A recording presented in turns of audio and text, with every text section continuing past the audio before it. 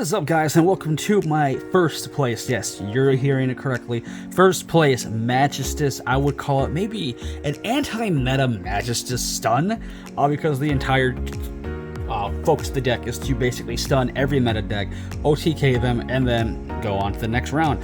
Of course, we facilitate this stuff between, the best floodgates in the game right now. So yeah, and plus with the say built-in floodgate that Magistus have, might as well. But yeah, without further ado, let's get into the deck profile. First, we're going to start with the Magistus part of the deck first. We have, of course, three of, honestly, in my opinion, the best. One, Zamora, Magistus of Flame. He basically can target any Magistus, including himself, and equip it with a Magistus monster right from the extra deck, which most likely will be your Moon Maiden. Get your Chain Links going and do a search and a special summon and all that fun stuff. And then, yeah, it is pretty insane. And then, yeah, gets the ball definitely rolling for sure. Then, of course, we have the Granola. This is your searcher for all your Magistus spell and traps. So basically, you search out your special summon, you try Magistus, basically any missing piece to get things going. Then, of course, we have 3 Crowley. Crowley is interesting. For this build in particular, not in particular, he can adjust his attributes, which is more for the invoked variant, I would say, because you can adjust his attribute. But this deck, he's completely just in here for a free extender, because you can special summon by discarding a spellcaster monster. Then, of course, he does have the cool effect where you can banish him from grave and equip a Magistus monster that's not level 4 from your graveyard. So it's pretty cool. Then, of course, we have, honestly, my opinion, I think it's the worst one, because he really doesn't really do anything besides equipping a Magistus monster you control with a from the extra deck, so he can become a version of Zora, which is alright. And then you can target one face spell card, you can destroy, and then if you do draw 1 card, so it's a good way to get in your way out of your own Mystic Mine or Village locks, as you'll see. So yeah, that is it for the Magistus monsters. We're going to swing on into the spells. For the Magistus spells, there's only a few of them. Of course, we have 2 Tri-Magistus. Tri-Magistus is insane. It's your soul charge for the hand. You can activate one of the effects during your main phase. You can either special summon 1 level 4 spellcaster monster from your hand, or you can send a face-up card to the graveyard and special summon as many Magistus monsters with different names from your hand. So it just soul charges out. It does have a cool, also built-in default protection, where if a Magistus monster equipped spell card will be destroyed by battle each turn, it's not, so it does help, especially if it tries to get run over. Our extender from the graveyard, our built-in Monster Reborn Vetra, is cool, and also it does give us spell and it gives us protection from the Magistus monsters that are also in the spell and trap card zones as equips. 1 Thurgy, this is a cool equip play, especially for the Synchro, where you can just equip something real quick and just flat negate on everything with the Synchro we have. So it's pretty nice. And then, of course, we do have the 1 invocation. It's cuttable, but it would only be cuttable if the fusion's not good. But since the fusion is technically a snatch steal, we have to run it, because there are situations where snatch steal an opponent's monster is pretty insane. But yeah, that's it for the Magistus spells. We're going to get onto the rest of the deck. Now, one of the problems with Magistus inherently is resource management, and it doesn't have ability to special summon as much besides Crowley, so we do run, of course, a free special summon engine with the Dogmatica stuff. Note, they're only in here for the special summons, so we're not triggering off Ecclesia or anything like that, nothing crazy. Of course, for the Lees, this is good for OTK in anyway, and of course, it's insane. We also do run the 1 Clown as well, because it's a free special summon, even on a normal summon, to link this off into a Moon Maiden. It's pretty good, not gonna lie.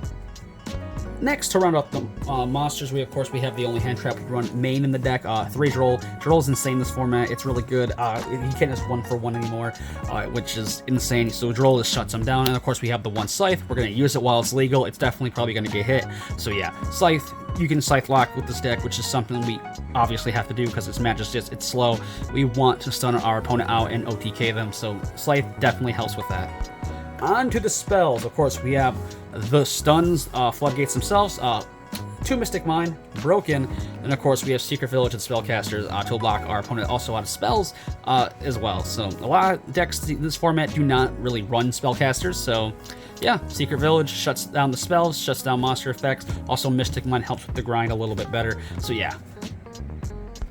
Some power spells now. Our draw spell, Pot of Desires, we have lots of 3 of, so we're not really too worried about banishing anything. Of course, since Zora is 1-card combo basically for your stun, built-in Magistus stun, so nothing too crazy there. 1 Terraforming to search out the God-given Floodgate. We need 1 Monster Reborn because Extenders, like I said, is an inherent problem with this deck that so we tried to eradicate with the Dogmatica and with Monster Reborn. And of course, Call by the Grave because it's broken. Then to run out the main, we do of course have one of the most broken cards in this format, I would say, is D-Barrier. So yeah, that's it for the main. We're going to go to the side.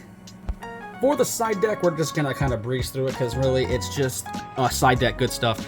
3 DD Crow, duh. It's probably, again, another great hand trap this format. It's insane. We do have Veiler. It's a spellcaster. It does have inherent synergy with this deck, so because of the spellcaster element. Like I said, we do want to go first, set up a stun. So if we do run some going second cards in case we're made to go second, which does happen once the opponent figures out what's going on. So we have Dark Rule no more to help mitigate that. Background removal, Harpies with 2 twin, nothing too crazy there. Then of course we do have another insane card this format to lock out our opponent even more with spells, is Anti-Spell Fragrance. So yeah, that is it for the side deck. We're going to go to the extra deck. Extra deck, we're going to start with the 1 fusion only. This primarily, we're just basically going to equip it to our Synchro that you'll see in a second here, because of the Synchros effect, it will negate all fusion monsters on the field. So yeah, but inherently it's a snatch deal, but with its monster effect. So yeah, can't complain with that. Then of course we do have the Exceeds. We only run 3 of them. We run the 1 Nibiru, the Magistus of the Glass Goddess, and of course the 2 Renola. Renola is your special one from the deck, but it locks you into Magistus, which sometimes, it's never really a bad thing sometimes. So yeah, that is it for the Exceeds. We're going to go to the Synchros. For the Synchros, we have, of course, the 1 TG Wonder Magician, for obvious reasons, to pop Sight. Savage. Savage is a great Omni Negate in case we're meant to go first again. It's just another way to mitigate it. Also to build first goes. We also run Virtual World Shen, insane card, especially when you synchro right into it off your TG Wonder Magician if you do have a remaining 4-star monster, like when your extra Magistus or Ecclesia still out, or the Trick Clown. You can synchro right into a Shen, which is basically just a synchro Dark Claw. So yeah. Then of course we have Varan, the Magistus Divinity Dragon. He's alright. He helps. It's cool because it's instant destroy. If a monster equipped with it, it's instantly destroyed. So it's pretty cool, and also gives your monster opponent from destruction effects from spell and traps. And then we have the card that makes the deck tick, I would say easily, is the Magistus Calamity. This guy is basically a skill drain for whatever type is equipped to him. So if you have like an Exceeds, an Effusion, or a Link equipped to him, he can negate all face-up monsters with that type. So it basically is a skill drain for the selected type that he has. He also can easily float back. So yeah, he's a menace to get rid of. So yeah, it's nuts. And then we're going to run out with the extra deck with the links, of course, the Dagda and the Helki Fibrex. 2 very ban-worthy cards, I would say. Really, nothing more to say with them. They help facilitate the whole Dagda artifact lock. And of course, we do have, of course, the 3 Moon Maiden. We're going to be cycling through these all the time to equip 1 to Zora to get the search and the special summon. It's pretty nuts with this. But yeah, that is it for my first place. Again, super stun heavy Magistus deck profile because Magistus kind of need it. Basically, the only reason I play this deck is because of Calamity. Magistus is super fun though. It's super cool. It's really niche, and a lot of opponents don't know how to play around it, which is really cool. So you get a lot of games that way. But yeah, thank you guys for watching. If you guys enjoyed the video, leave a like, comment, and subscribe like always. And stay tuned for the next video. Until then, stay safe and stay healthy. Peace.